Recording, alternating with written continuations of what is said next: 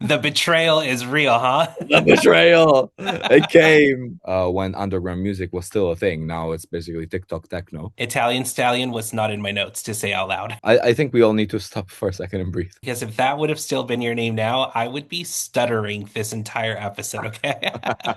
There's always something you can learn from anyone, regardless of the field they are in. You're like Yeah. taking me to church over here. I love it. The moment I have to compromise my integrity, I'm not an artist anymore. I am an artisan. Welcome to Unshut, a place where if at any point you feel like you need to shut the up, don't. Can you hear me? Yes. Yeah. Do you get feedback? No feedback, but I can hear other voices, I think it sounds like. No, that's because there's some people outside of the studio. One second. I'm gonna close the door. So you don't have any feedback? No feedback. It sounds good. Okay, good. Because I just finished renovating my studio, so I'm still figuring out some things in the whole thing. Amazing. Anyway, No, it sounds good. It looks good. good. Nice to meet you. Yeah, so nice to meet you too. Quick question. Do you go by Leo or Leon? Leonardo is my actual name. So you can call me Leo if you want. Leo. Yeah. Amazing. Perfect. What are you drinking right there? It's called summer tea. I have no idea what it is in it, but it smells good and I like it. Amazing. Have you had a pretty busy day today? Yeah, I actually was literally in a recording session 2 minutes ago. I had to kick out the singer because I needed to do this. Well, thank you Said, so much for you kicking gotta them out. go. Well, I appreciate that so much. I've been so looking forward to having you on, talking about your music, talking about you. We have a lot to cover, so I hope you're ready. Yeah, let's go for it. You were just recently in Rome, is that correct? Yeah, indeed. Yeah. Okay, so on your Instagram, that last picture you posted, by the way, was so stunning. It looked unreal. The one with the water? The one with the water. Which one are you talking about exactly? Ah, the one from Narni. That is a beautiful place. It's Yes. gorgeous. It's breathtaking. That place is close to Rome. It's like 45 minutes from there, and it has this natural spring coming out of like these Roman ruins. So basically, it has like 0 degrees water. It's like super cold, and with 40 degrees outside, it's all you want. And then there's these kind of like artificial swimming pools that are built around these ruins that are under the water. So it's like it's kind of cool because you have this protected side of the river which feels like a swimming pool, but you are in nature and it's gorgeous. Yeah. It looks so perfect. I'm like, all right, next time I go back to Rome, I'm gonna have to make the drive to go out there and visit it because it You looks gotta go. beautiful. You gotta go. Totally. You're in Berlin, correct? Yeah. How long have you been in Berlin for? Now it's almost 5 years. Okay, 5 years, long enough to have a good impression on you because you're obviously staying, right? Yeah, I'm staying. I mean, the industry is pretty much here in Europe. I love it. It's a nice city. It gives me very much like New York vibes, but not as expensive. And it's like it's beautiful. It's so international. So many beautiful people. The music scene is amazing. I just really like it. Yeah. Nice. Well, I've never been to Germany, but I'll be in Munich in September. In relation to Berlin, how far is that from Munich? It's like 5 hours or something, 6 hours. It's pretty far. It's like all the way down Munich. And it's also like a completely different vibe. Like Berlin is very much a bubble in Germany. Like there's nothing German about Berlin in a way. Very cool. Yeah, but Munich is beautiful. They consider themselves to be the northernmost Italians. Okay, interesting. And you're Italian too, right? I am, yeah, originally, yeah. You were born there, correct? Yeah, from Rome, actually. Very cool. And so, quick question for you. How tall are you? I'm 180. What does that turn into? I don't know what that means. I think it's 6 feet. Holy shit. So you're pretty tall. I think so. I don't know. I'm not sure how it is in American feet. It's like, yeah, I'm normal. I'm normal. Yeah. Very cool. I think you're like my first original born from Italy, like Italian stallion. What? Cheers, mate. Of course. Have you been called that before? I mean, honestly, when I was in college in the US, a couple times. So crazy, which we'll talk about Boston here in a little bit, but I've got to ask you about this in Berlin so far. Sorry, I'm blushing already because Italian stallion was not in my notes to say out loud. But in regards to Berlin, real quick, totally random, before we officially start about music and just your journey in general, I've been curious to ask you, have you heard of that club, Berghain? Yeah, of course, of Have course. you been? I have been there a couple times. Yeah. it's nice. I'm not a big fan of clubbing in general, I have to be honest. But if I were to pick a club to go clubbing to, it would be Berghain. Very cool. So now a Yeah. total random question for you real quick because my partner recently asked me this and we were just getting a good laugh at it. But the question to me was, if we were to go, but they didn't let you in, or they let your friends in, but they didn't let you in, would you be upset or would you still go in? What would be your situation? How would you handle that? I wouldn't go in. It'd be like, nope, we're all there I would never together. pick a club over a friend. Funny, we were laughing about that because for you, you're there, it's accessible. I'm like, I don't live in Berlin, so if my friends got told no, I'm sorry, I'll see you guys later. I'm just kidding. Well, I mean, it's a place you should visit if you come to Berlin. You should try visit. But like for example, when was it? It was a month ago approximately. I was on the guest list and a friend of mine was not. You're supposed to have a +1 when you go there and you're on the guest list. And I supposedly had a +1, but the bouncer was mean is a understatement. So he said, well, it's not written here. You can go in, but your friend can't go in. So literally the scenario that you're just describing, even if you're on the guest list. So like that's like really like being rude. That's unseen of any club. And so they didn't let my friend in, and I said, okay, well, I'm just not gonna go because I don't care. And also, like, I'm not a big fan of all this like very pretentious posh door policy. There is no reason for it to be that way. They say that they want to like preserve the community, but when you are inside of Berghain, there's basically half of them are like Instagram influencers and stuff like that. So like there's no community whatsoever. Maybe it was that way like 15 years ago, but now it completely lost its thing. They're trying, but they're not succeeding, in my opinion. No, for sure. I've been reading and seeing some stuff on TikTok about just how it's such a nightmare to try to get into. They're not very friendly, but it was just a random thing that my partner and I were talking about a few weeks ago. And it just so happened that after that conversation, I wrote you and you happened to be in Berlin. So it was just really funny. Had to bring it up on the episode for sure.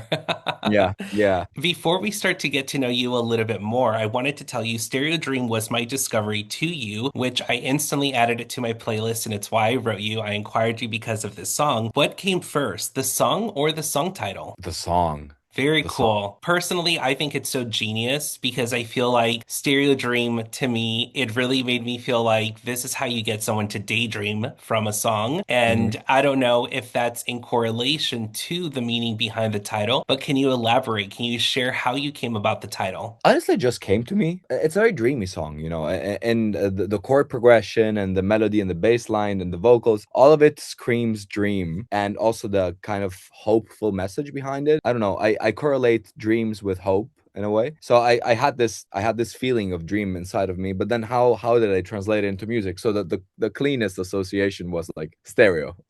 So this is just simply how I glued these vibes together. But I have to say it came quite suddenly to me. I finished the song and I was like, how do I call it? And then this name just came into my mind based on the gut feeling that I wanted to describe how the optimism behind the song, because it's a very optimistic song compared to all my previous ones. So yeah, Which I that's pretty love much that you it. use the word optimism because I feel like that is the purpose of daydreaming. You're escaping whatever reality you are in and you're looking for that glimpse of hope. Like you said, you're wanting to be optimistic in whatever setting that you're in. And I feel like that song totally conveys that. And now I'm also curious, the visuals for it, you've got the clouds. It's a very dreamy setting, right? Did that Mhm. also come after the song? Yeah, yeah. I am collaborating with I've always been collaborating with my videographer. Shout out to Nelio. And usually I create a mood board, a description of the vibe and the type of the goal that this song should represent in terms of like what is the vibe, what is the visual world, what type of feelings I want to describe with the song, and what in some more politically inclined songs I also include a message that I want to convey visually. Sometimes in this case it was simply a message of being naively optimistic, so nothing political within itself, but maybe it can be optimism, and naivety can be political in some ways. So I just said, okay, well, I sat down with Nelio. I said, these are my ideas, this is how I want to go about describing it. And then this whole cloud world developed through a conversation and sharing some ideas back and forth. And it's I think it came out quite nicely, but quite nice. It's like a little bit cheesy. It's a little bit in the best way possible, when you want something to be a little bit cheesy, but intentionally. So I think it came across quite nice.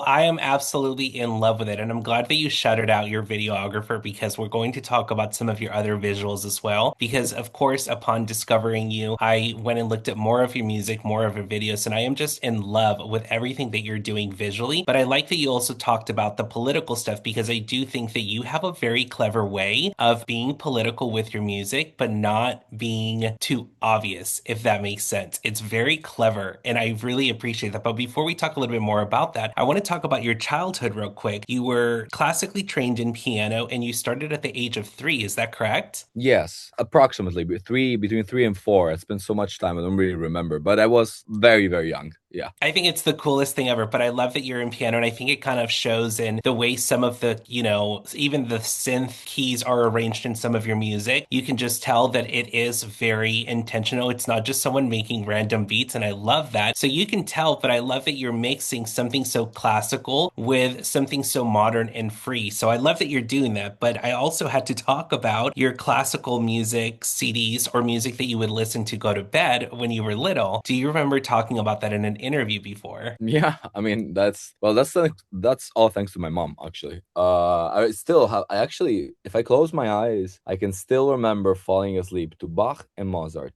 Like it's always I had this little radio on top of my bed when I would go to sleep, and my mom would always put this little CD with the classics, from Bach and Mozart, some Beethoven. Usually the piano works, and it was a very beautiful moment. I fell in love with music, I think, in those moments before falling asleep. I guess it kind of maybe because of this, it leaked into my unconsciousness or something. No, I think it's the coolest thing ever that you even remember this because I think that there are studies that show that using classical music as white noise when you were young, it really does help you develop. I guess I don't even know how to say it. It basically makes you a little bit more of a smarter kid, you know? So I think it's the coolest thing ever. But in this interview, you also talked about having some CDs that you still have today from back then when you were little. Do you still have them now in 2026? Yes, they are in Rome though. So I don't have them with me in Berlin, but I still have them, and like that's where my electronic. Well, there's a bunch of CDs. There's the old, very very old ones, that the ones that my mom used to play me when I was a kid, and those are in Rome. And also the second stash of CDs that changed my life, which leaked into my life when I was 12, and a family friend of ours gave them to me. And those were my first encounters of electronic music. So that's where the electronic side of things came into the game. Very Yeah. cool. Well, the question I was going to ask you in regards to all of this lore that comes about classical music in your childhood, do you remember your first non-classical CD? You just talked about electronic music, but was that your first introduction to something outside of classical music, if that makes sense? I have to be completely honest, I don't remember. It's been so much time. I don't remember which one was my first CD, but I can tell you that the first CD that I remember clearly was what's the name of that record? Oh my God, it's coming to me. Acceptable in the 80s by Calvin Harris, his debut album. Very cool. So when I was 12, I used to listen to this record, which honestly, too bad he changed style because that was a pretty cool record. I don't particularly appreciate the lyrics because, it's a lot about drugs and stuff like that, which I'm not super fond of, to be honest. But the arrangements were cool and fresh and edgy, and the synthesizer work was super nice. So that was the first album I got bonded with, and then some Gorillaz stuff. Yes. Oh my gosh, my brother loved Gorillaz. Yeah, yeah. And wait, something else? I also really liked Yellow Cinematic Orchestra. That was one of the first CDs that I got that was like, oh, this is interesting. What is this? I've never heard about this.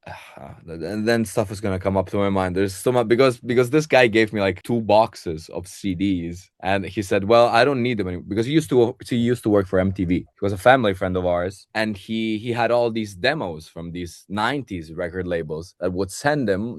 Back then they would still send demos by post and say, "Hey, we have this new band. Why don't you check it out?" So he had all these CDs. Maybe some of these CDs are even like collectibles. I don't even know because a lot of these are like demos. So I have a lot of these, and yeah, I mean that's how it started. No, well, Yeah, now I'm really glad I asked you about this because those parts were definitely not in those other interviews. So we're off to a really good start already. I love it. I love the yeah, lore. I wanted to yeah. also ask you, how do you end up in Boston not doing music? Because this was something that was very fascinating to me when I learned about you coming to Boston to go to school, basically. Thought it was really cool. Yeah. I mean, honestly, in all in complete honesty, I chickened out. Like I'm just gonna be like transparent. Like I was afraid of pursuing music, and I had other passions at the time. I really liked philosophy. I wanted to study philosophy actually in university, but then my parents kind of said maybe you should, do something that can give you a job or something. And so I got, and that was totally useless because then I ended up picking like psychology and neuroscience, which is not like your business degree, or something. So, but mainly that was the reason I chickened out. I was a coward. I was just a coward. I didn't have the guts to pursue music fully, so I took the safest choice and made some money to invest into my own musical career. So I would like after college, I would work. I was working at a call center, and then the money I would make with that and the internships I did later on, I would save everything and then invest it in my music. And then I barely hanged out actually in college. I was just working, studying, and making music because I didn't want to sacrifice music. Even though I had chickened out, I was still super passionate about it. So I really had little friends, I had two friends in college. I was just working, working, working. Is there a part of you that realizes that maybe that was a blessing in disguise because what you would have been doing with music back then wouldn't be as bold? You know, you talk about political topics and things of that nature now. I don't know if that's maybe something you would have been able to do back then because you're young, you're discovering life, you're doing all these things. I mean, you're in the US, you're doing all these things, right? Have you gotten to a point where you can acknowledge that maybe it was a blessing in disguise that you chickened out, if that makes sense? Absolutely.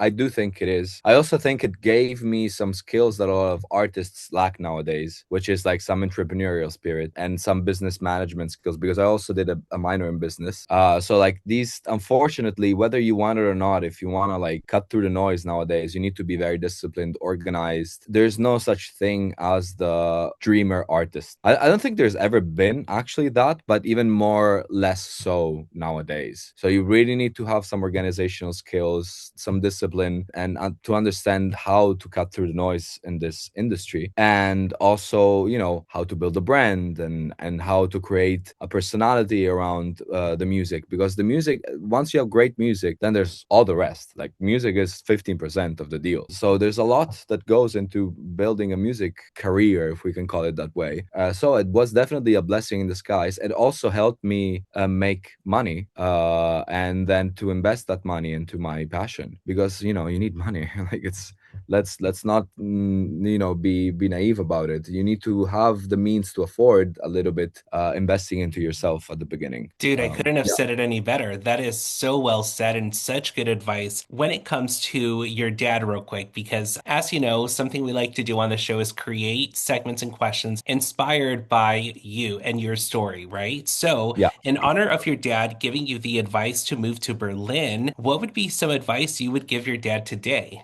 he should chill a little bit more. I love that. Yeah, he should like enjoy life and take a moment to breathe. Which isn't Yeah. that such a beautiful piece of advice that you could give anyone in the world listening today? I think so. I think we all need to stop for a second and breathe. Absolutely. It's such a good reminder. In regards to your mom, what's the best advice your mom ever gave you that you can think of? I think my mom consistent. She still gives me the advice to like be wise and not naive about music. Like there is creativity, but don't live in the world of dreams.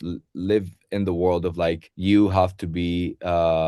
There's ways of like growing something that you can make a living out of from this, because she teaches marketing and business. So she's always like, this is super cool, what you're doing is amazing music, now we gotta you gotta grow it, so she's very supportive in that sense. So the advice, even though she's not in the music world, she's like try to build something out of it because it's deserving of it. So my family is a business family. Let's be clear. They both did business. That's kind of like the advice I've always gotten from them. This kind of entrepreneurial mindset and try to like build something out of it, but not in a like cliche way, such as you have to do commercial music so that you can earn a living, like the lazy commercial way. It's like you have a unique product. How do you sell this unique product and service, you know. So this is the type of like mindset.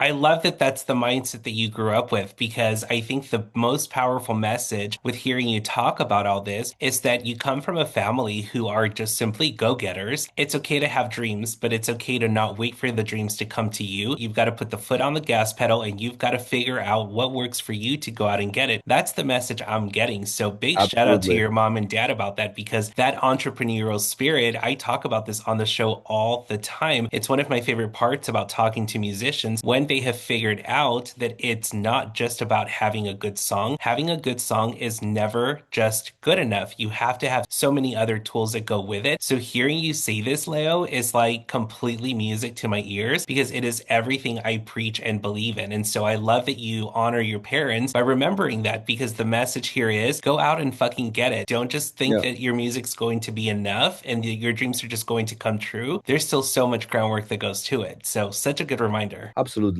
And I also think that sometimes we need to be a little bit humble in life in the sense like there's always something you can learn from anyone, regardless of the field they are in. You know, I think that nowadays there's like, especially nowadays more than ever, there's like so much prejudice about like, you do this job, you have this type of mindset. You do this, you have this type of mindset. You're an artist. You must be completely unreliable. You know, these stereotypes that honestly, whoever thinks in terms of stereotypes, in a way, is displaying a form of like mental laziness because you lack the vision and flexibility to understand which lessons you can learn from anywhere. So I think it takes some humility to understand what you can learn from any field. And in this case, for the world of music, I think there's a lot you can learn from like the world of neuroscience, psychology, in terms of how you can create an environment and a memorable song and a space for your music to live in. From the business side, how you position that. Like there's a lot to learn, and it's always important to keep this width of mind, I think. Absolutely. And I love that Yeah. you're so passionate about this because we need more of this mentality. I love that you used mental flexibility in there because it's so important with anything that you do. And I say this on the show all the time. My episodes, even though I primarily talk to a lot of musicians, the deep, substantial messages behind my questions and my episodes are far more than just for music. There's so many messages there that could be applied in all things in life. So it just makes me really happy to hear it coming from someone like you. So thank you so much for sharing all of that. I love all of that. Would you say that there's a passion for fashion when it comes to Leo and his brand? Yeah. Because I am obsessed with the shit you wear on your videos and everything that you do with Ah, your clothing. I am in love with them. I think they're the yeah. coolest thing ever. I like fashion. I mean, I'm Italian, and so I like fashion. You know, yeah, I like it. I like fashion. I like styling. I think that it's nice. It's a very cool way of like expressing yourself, and it's also a way of expressing self love. I think that if you take care of yourself, you know, and it speaks highly of your mind. I've never been a big fan of like people that they just let go. You know, like I think that tells a lot about their personality. They probably don't make their bed in the morning or stuff like that. You know.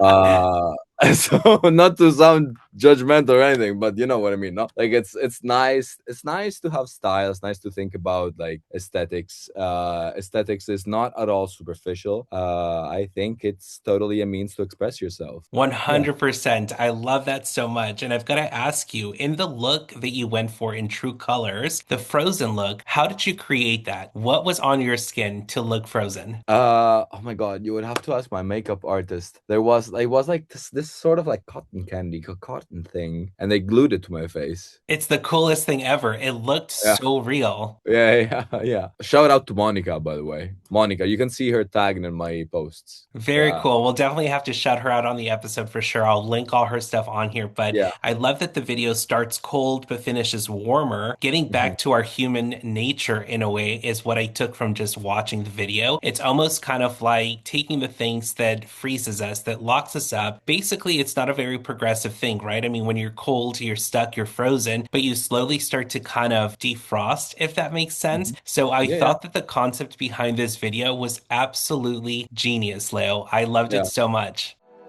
Oh, show me your true color. Show me your true color. Look around, not ahead. Used to be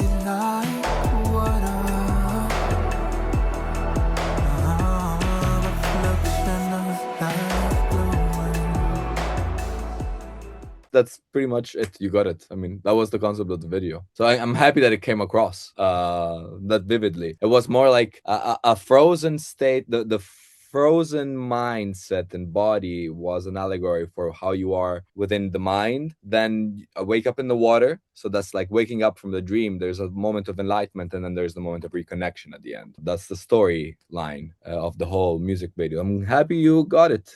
That's it. I mean, there's nothing else to say. You said it yourself. So So genius. I love it so much. And we thank also you. have to talk about your previous artist name. First of all, how do you pronounce it? Nocui. How do you Naku, pronounce that? Naku? I'm, Nakui, I'm probably gonna fuck that up again. So Nakui. Nakui. Yeah, yeah. Perfect. Okay, so That's the how reason why I changed the artist name, by the way. this, this reason, because everyone asked me how to pronounce it, and then I was changing style, and I was like, okay, well, fuck it. I'm gonna just have a fresh start with all the things I've learned now. Look at that. It worked out perfectly because if that would have still been your name now, I would be stuttering this entire episode, okay? When it comes to that artist name, obviously it's always been you, right? You've been the Yeah, mastermind, you've been the creator behind whether it's an alias, whether it's a different name, it doesn't matter. It's just you. It's Leonardo. That's exactly, wait, is yeah. it Leonardo? Leonardo, yeah. Okay, perfect. That's who is behind the masterpieces, regardless, right? But I wanted to ask you, how have you elevated as a creative, letting go of that name? Well, walking out of away from that name, jokes apart, it was actually a little bit because of the non-person sounding name. I was starting to make very personal music, and I felt it needed a person's name. That's one of the reasons why I decided to change. And then I just really didn't like dance music anymore. I completely grew out of it. I was doing so much dance music before, and I got a little bit disappointed in where the scene was going. So I decided to do a fresh start and then put that project behind me. It was pretty successful at the time. I got a lot of like representation from big magazines and things like that. So I was struggling to let it go, but then it was the best choice ever because now I'm just doing like what I love, and I can sing and tell my stories in a much more personal way. Not only personal but also universal, because I think that what I try to do with all my lyrics is like to build the bridge between my personal story and other people's problems,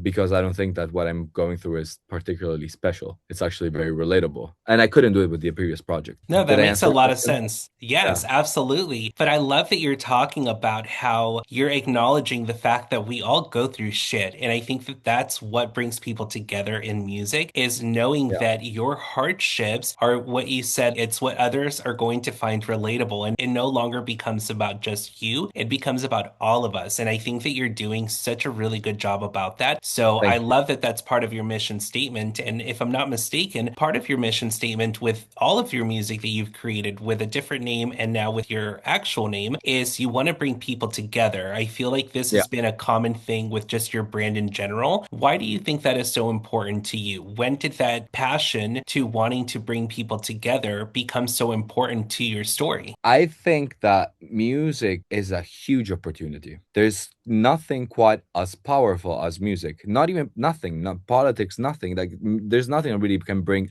that many people together in one space and share a moment as much as music. With this premise, the power of music has totally been dimmed for the last 30 or 40 years. Like now, like pretty much since the 90s. Music has not really been a cathartic energy for society because of what it has become. There's a reason why people talk in such nostalgic terms about these 60s, 70s, and 80s. And not because the music was necessarily better, there's amazing music being released nowadays. It's just that the cultural relevance has been lost. So starting from this, I had a conversation with myself last year about like, what am I trying to do with this music? I do not want to contribute to dance music anymore. The reasons I had started to do dance music in the first place, which was to create something that was countercultural, because when I had started originally to do dance music, it was still, or at least to me, it came across as a countercultural form of music. This was when underground music was still a thing. Now it's basically TikTok techno. And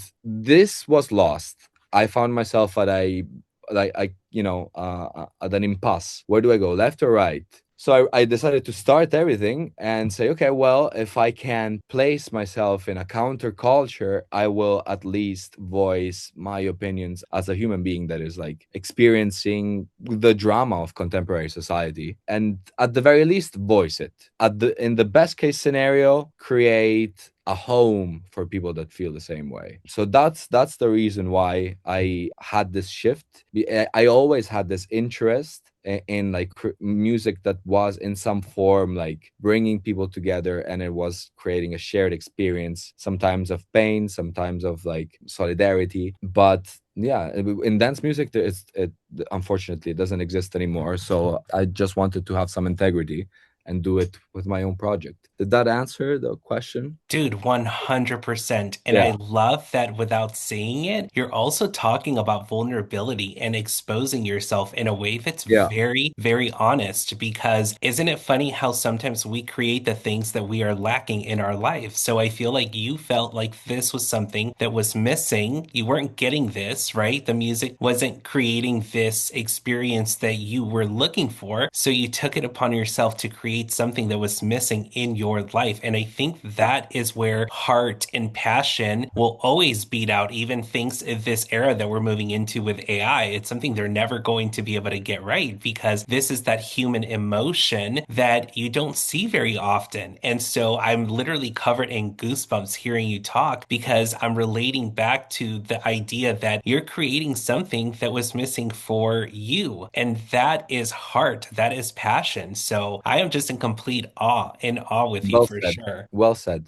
Thank you for asking me this question, because it's, yeah, it's just a work of love. I am doing this because I love it. I'm not doing it for any other reason. I could be doing so many other things. I could be afraid in a day-to-day job. I could be do anything else, but I'm taking a risk every single day that I'm spending in this time in the studio. Like Yes. I just do it because I love it, and I think that people really, really need something that is heartfelt and true. And I have to yet stumble upon some music that is completely honest in the popular world. There's a lot of underground stuff, but it stays underground. And that's the digital bubble, which I hope to escape. And it's just a hope. Well, I think you're part of that escape for sure. And I know that it's going to continue to work out for you. I have a feeling about it. I have a really good eye for this. And so I know that as Thank long you. as you don't stop, you will for sure open up so many doors that you didn't even know you wanted to open. Okay. Yeah, I know fingers it. fingers crossed.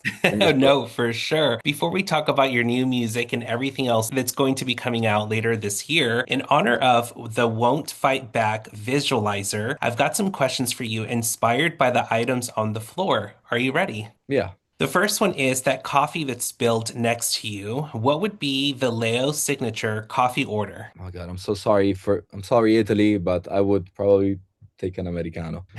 Amazing. The betrayal is real, huh? The betrayal. It came. The backstabbing finally. Like just ta-da. It's okay. We'll forgive you. We'll just say it was for the sake of the episode, Well, no, okay? no, you don't have to forgive me. You have to just welcome me in your nation. It's my home country that has to forgive me. Like So I whenever feel you like try to go throwing this back to side. so whenever you try to go back to Italy and they don't let you in, it's because of this episode, okay?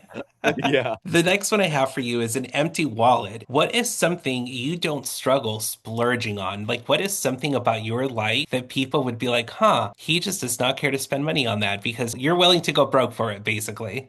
Yeah. It's either instruments or food. What's your favorite food? I actually like to experiment. So I don't like to answer that question. Every time I buy ingredients and then I figure stuff out. I guess that my favorite food is every new discovery I make in the kitchen. Dude, hell yes. So that's exactly why I asked you because this is my favorite part about traveling. I always like to say, even if it's something I normally wouldn't eat, I am Yeah. 100% trying it because you have to. It's how you insert that culture in through Yeah. your mouth. Okay. So Yeah. such a Yeah. good answer for sure. The next one I have for you is pen and a notebook that's on the ground. around, when was the last time you hand wrote anything? Every day. So you still journal and you still do a lot of stuff on a notebook? I write my lyrics by hand. Oh, I love that. Yeah. Every day. Would you ever consider scanning some of the things that you write and turning it into like a book or something like that so that people can have something about you in penmanship, if that makes sense? I actually never thought about that. That's a good idea. You're very welcome. Maybe. I never thought about that. Okay, Maybe. very Yeah. cool. I mean, Yeah. I know me, I am such a big collector at heart. I love collecting and hoarding meaningful pieces. So if you do, just let me know so that I can order one, okay?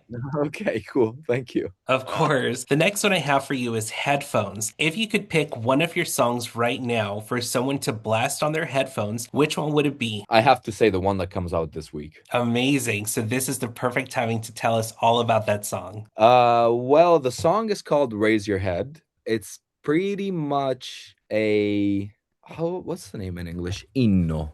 Wait, let me look for the translation. Google Translate, because there's this word in Italian that is the perfect. No, you don't have the actual translation in English. Okay, let me find a way of saying it in other terms. So basically, I am trying with this song, I'm trying to describe that moment that we all have when we are about to fall asleep, where we are a little bit out of breath because we have that tiny bit of anxiety, because we know that we're dreaming for a world that is different, but we don't know how to act within this dream. Do you know what I mean? Dude, So 100%. yeah. So Amazing. that moment when you are about to fall asleep and you are still awake and there's like that kind of like a little bit of a weight upon your heart, that type of feeling, that's the feeling behind the song. It's called Raise Your Head because it's supposed to inspire you to like lift yourself up and like drive towards the future in a way that grounds you in a powerful act of positivity towards the future, even though you are sharing the burden of like this imposter syndrome that you have within the world. Like, I cannot make a change, I cannot make a difference, I do not have the means of making a difference. This is supposed to counteract that feeling, also create a bridge between all the people that have this feeling and understand that, well, if we're all having this feeling, then it's not real. All can make a difference because we're all feeling this way and we are all being pulled down by the fact that we all believe we can't. Do you know what I mean?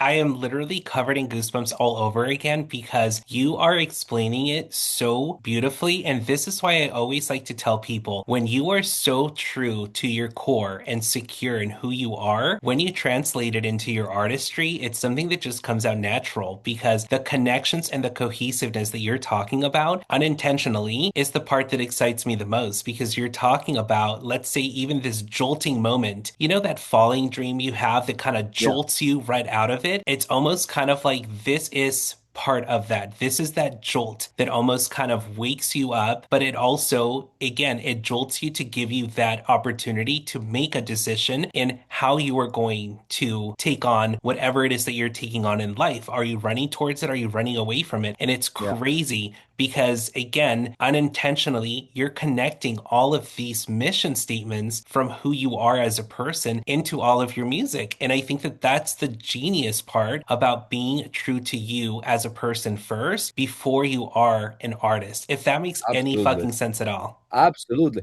Look, integrity is everything. Yes. Integrity is it's paramount to a meaningful life. Without integrity, you cannot project meaning into this life. So, if before being an artist, I am a person with integrity. Yes. So it's fundamental. And then I am simply projecting this into my works. That's it. The moment I have to compromise my integrity, I'm not an artist anymore. I am an artisan. And that's what Yes. many people that call themselves artists actually are, artisans. You know, they do something that has been rinsed and repeated many times and it works. Dude, I am just like, you're like Yeah. taking me to church over here. I love it. No, It's but it's everything I true. I'm just, stand for. you Yes. know what I mean? Yeah, I'm glad that you understand what I mean because a lot of people are like, yeah, like what do you mean? Like it's this. Yeah. It's Cheers, man. exactly why everything you're saying is hitting me in my soul because it's not just, oh, I love your music. Let me talk to you about this. This is what I want my show to be all about, is that there's a deeper human connection and experience through the art. It's not just about, hey, I love your music. When did you write it? When is it coming out? Thank you. Have a good day. It's about bringing these substantial parts that come behind the music that it's all about. And so you're literally speaking to my soul. I'm so grateful we Thank you. connected. Yes, Thank of you. course. The last one I have for you is suitcases. There's a suitcase that is on the floor. If we could do this interview anywhere in the world in person, where are we going? Mm. And it can't be Italy because you're getting kicked out of there.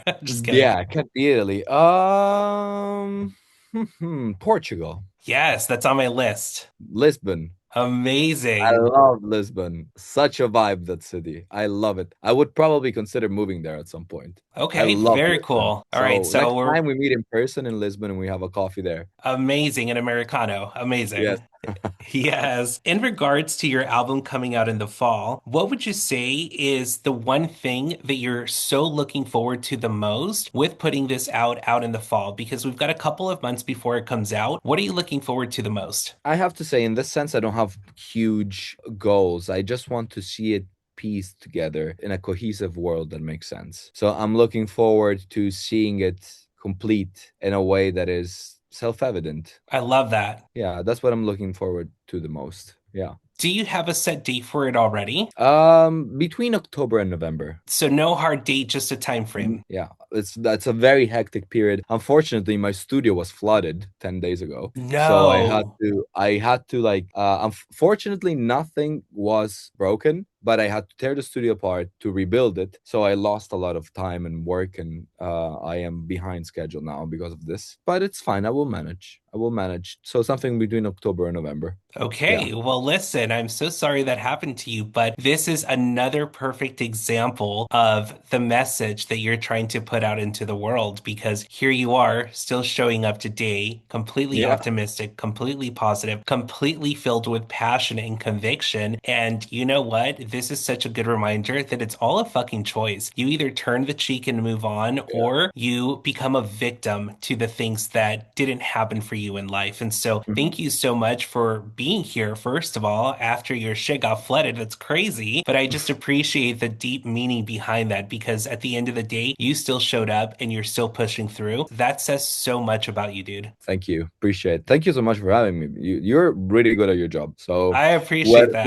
whoever comes after me, you're in good hands. Amazing. That means so much to me, dude. Thank you so much. And listen, if you want to make the 5 hour commute, or maybe I'll make the 5 hour commute in September, we can link up while I'm in Germany. We'll definitely be in touch, okay? Awesome. Thank you so much for your time. Lastly, please tell everyone where to find you, streaming platforms, socials, all those good details. Yes. So my full name is Leon Blane, and you can find me on Instagram for socials, the good old TikTok, or Spotify, preferably Tidal, Apple Music, or Quabus, like that support artists a little bit more. So yes, that's where you can find me. Amazing. And you know what? I'm being completely spontaneous here right now. I Mm. have a lot of listeners out in Italy. So could you give us something in Italy? Can you say something in Italy? Anything, whatever it is. I'm not going to understand it, but whatever you want to say, go for it. This is your floor. Beh, ragazzi, l'Italia è il 10° paese, o forse addirittura il 15° tra i miei ascoltatori. Sarebbe bello se a casa mi ascoltassero un pochino di più.